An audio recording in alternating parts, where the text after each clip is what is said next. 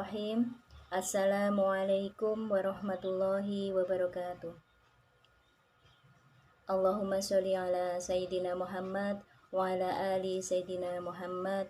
Rabbis shrahli sadri wa yassirli amri wahlul 'uqdatam min lisani yafqahu qawli. Amsayna wa amsal mulku lillah walhamdulillah la syarikalah la ilaha illa huwa wa ilaihin nusur. Marilah kita panjatkan puji syukur kehadirat Allah Subhanahu wa taala karena atas rahmat dan hidayahnya kita dapat bersama-sama berkumpul di sore hari ini menjelang berbuka puasa. Semoga Allah senantiasa memberikan kesehatan dan insya Allah Allah berikan keistiqomahan kepada kita untuk senantiasa berada di jalannya. Sholawat serta salam tetap tercurah kepada uswah kita Nabiullah Muhammad Sallallahu Alaihi Wasallam, keluarganya beserta para sahabat, dan semoga kita mendapatkan syafaatnya serta mendapat petunjuk hingga akhir zaman nanti. Alhamdulillah, ibu-ibu, hari ini kita masih berjumpa kembali dengan bulan suci Ramadan yang mulia ini. Semoga banyak manfaat dan keberkahan di dalamnya. Ibu-ibu yang dirahmati Allah, di sini saya akan menyampaikan sedikit tausiah, yaitu tentang dahsyatnya energi silaturahim. Tentunya kita semuanya sudah paham apa itu silaturahim. Silaturahim berarti menghubungkan kekerabatan dan persaudaraan atas dasar cinta dan kasih sayang, sekaligus menghilangkan segala kedengkian, kebencian, dan permusuhan di antara sesama. Rasulullah Shallallahu Alaihi Wasallam pernah bertanya kepada para sahabat, "Maukah kalian aku tunjukkan amal yang besar pahalanya daripada sholat dan saum?" "Tentu saja ya Rasulullah," jawab para sahabat. Kemudian beliau menjelaskan, "Engkau damaikan yang bertengkar, menyambungkan persaudaraan yang terputus, mempertemukan kembali saudara-saudara yang terpisah, menjembatani berbagai kelompok dalam Islam, mengukuhkan tali persaudaraan di antara mereka adalah amal soleh yang besar pahalanya. Barang siapa yang ingin dipanjangkan umurnya dan diluaskan rezekinya, hendaknya ia menyambungkan tali silaturahim." Kemudian dalam Quran surat An-Nisa ayat 1, yang artinya, "Hai sekalian manusia, katakanlah kepada Tuhanmu yang telah menciptakan kamu dari diri yang satu, dan daripadanya Allah menciptakan istrinya, dan daripada keduanya Allah memperkembangbiakkan laki-laki dan perempuan yang banyak. Dan bertakwalah kepada Allah yang dengan mempergunakan namanya kamu saling meminta satu sama lain, dan peliharalah hubungan silaturahim, sehingga Allah selalu menjaga dan mengawasi kamu." Quran surat An-Nisa ayat 1. Jadi silaturahim juga bagian penting dari hablum minan nas untuk memperkuat hubungan kemanusiaan dan bernilai ibadah tentunya. Bahkan bukan hanya dilakukan dengan orang-orang yang memiliki hubungan baik saja dengan kita, tetapi juga orang yang hubungannya kurang baik dengan kita. Hal ini sejalan dengan hadis yang berbunyi, "Sebaik-baik perbuatan di antara perbuatan yang paling baik adalah menghubungkan tali silaturahim pada orang yang memutuskannya, memberikan pada orang yang tidak suka memberi, dan memberikan maaf pada orang yang berlaku zalim kepada kita." Hadis riwayat Tabrani dari Mu'az. Ibu-ibu yang dirahmati Allah, tentunya apa yang telah disampaikan dalam hadis di atas, hendaknya silaturahim dijadikan sebagai perilaku keseharian yang dilakukan dengan berbagai macam cara. Bisa dengan cara bermusyawarah, atau menjenguk saudara yang sakit, atau memenuhi undangan, saling mendoakan sesama kaum muslimin. Bisa juga dengan saling memberikan nasihat tentang kebaikan, ketakwaan, kesabaran, juga memberikan pertolongan pada orang yang membutuhkan. Yang intinya membangun kekuatan hubungan melalui berbagai macam cara yang bermanfaat. Nah, kemudian apa hikmah di balik kedahsyatan silaturahim ini? Ada sebuah hadis, "Barang siapa senang diluaskan rezekinya dan dipanjangkan umurnya, hendaklah ia menghubungkan tali kerabat." Hadis riwayat Bukhari Muslim. Silaturahim dalam ajaran Islam menduduki tempat yang sangat istimewa, sebab merupakan perintah yang dapat mempercantik akhlak kita. Dengan silaturahim, seseorang mudah diterima oleh orang lain tentunya, sehingga apa yang disampaikan juga akan mudah untuk diterima.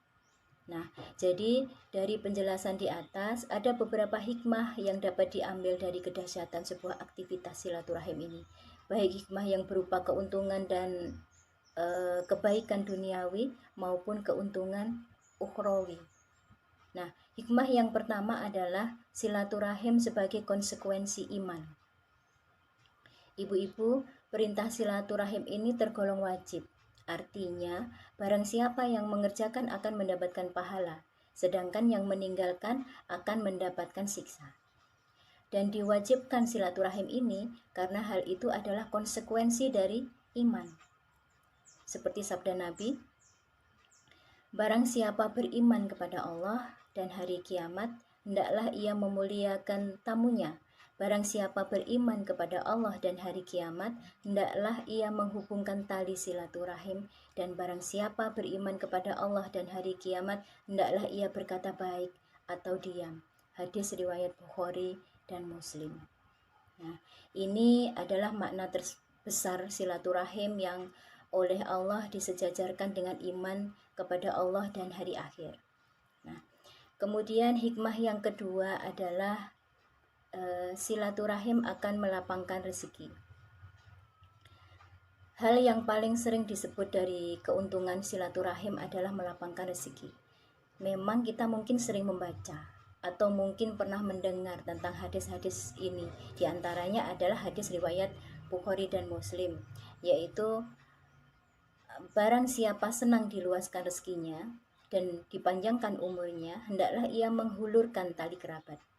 Kemudian dari Aisyah bahwa Rasulullah Shallallahu Alaihi Wasallam bersabda, barang siapa dikaruniai sifat arifku atau kehati-hatian, sungguh ia telah diberikan bagiannya dari kebaikan dunia dan akhirat. Demikian pula menghubungkan tali kerabat dan berbudi pekerti yang baik. Keduanya akan menambah rezeki dan menambah umur. Hadis riwayat Ahmad. Dan tentunya masih banyak lagi ya hadis-hadis yang serupa. Intinya silaturahim dapat melapangkan rezeki, tetapi silaturahim ini bagi sebagian orang modern atau orang-orang yang mempunyai banyak kesibukan-kesibukan tertentu susah untuk dilakukan dengan berbagai macam alasan. Seperti contoh budaya nafsi-nafsi atau sendiri-sendiri membuat sebagian orang tidak mau atau enggan untuk bersilaturahim. Kemudian merasa sudah punya HP dan beranggapan silaturahim cukup say hello lewat HP, sehingga enggan untuk berkunjung ke kerabat. Sebetulnya tidak bermasalah ya kita melakukan bersilaturahim melalui telepon, tetapi alangkah baiknya kalau kita mau berkunjung. Nah, kemudian hikmah yang ketiga adalah silaturahim memperpanjang umur. Ada sebuah kisah dari zaman Nabi Daud alaihissalam.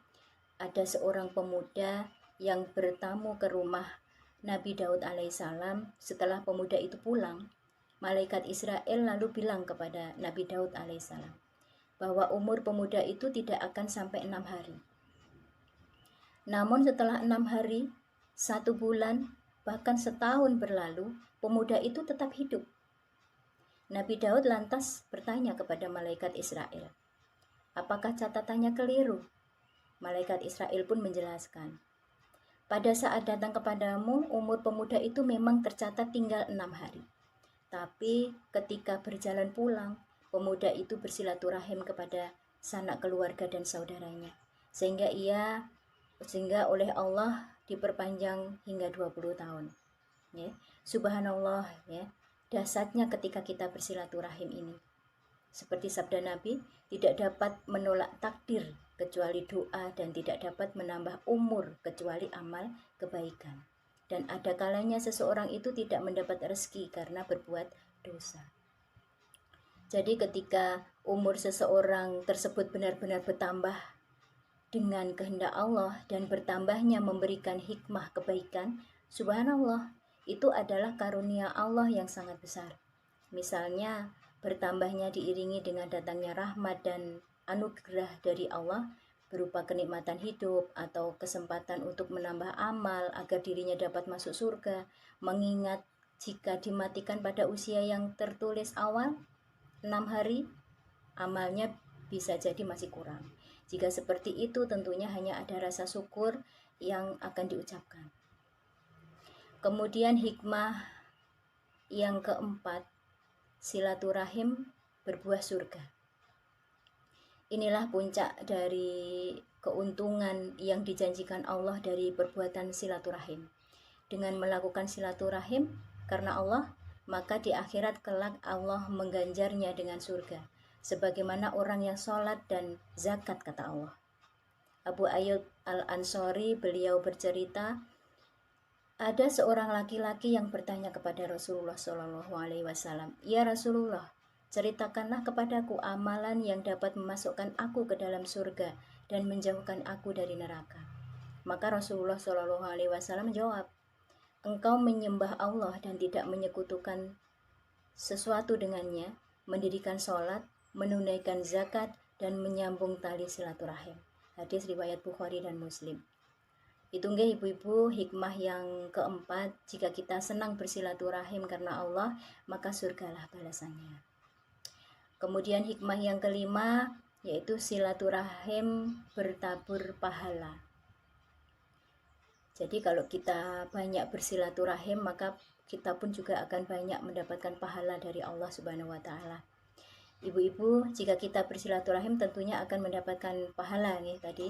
Apa sajakah pahalanya itu? Yang pertama adalah pahala mengunjungi sesama muslim. Kemudian yang kedua adalah pahala sedekah kepada kerabat.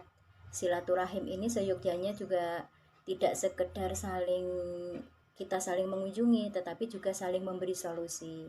Apabila seseorang berada dalam kesulitan, nah itu tentunya juga akan mendapatkan pahala yang besar.